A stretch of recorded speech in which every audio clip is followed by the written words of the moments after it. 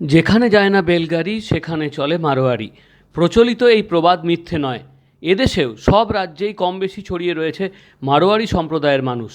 শহরের ব্যবসা বাণিজ্য নিজ ক্ষেত্রে যাদের আত্মত্যাগ কিছু কম নয়।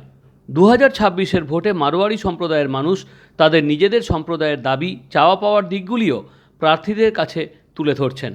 রাজ্যে প্রচারে এসে রাজস্থানের মুখ্যমন্ত্রী ভজনলাল শর্মা মর্নিং টাইমের এডিটর বিষ্ণু আগরওয়ালকে জানালেন বাংলার ভোটে কি আশা প্রত্যয় করছেন তিনি। बंगाल में डबल इंजन की सरकार आने के बाद बंगाल की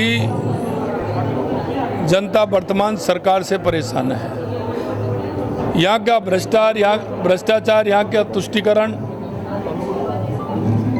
और यहाँ के लोगों में जो भय का वातावरण है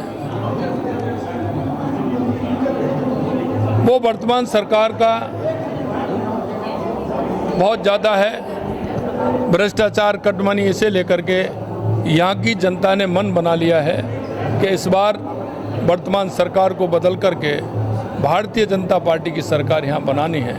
मैं 2 दिन से यहाँ हूँ और मैं सभी जगह देख रहा हूँ यहाँ के लोगों में जो उत्साह है, उमंग है और वो बदलना चाहता है।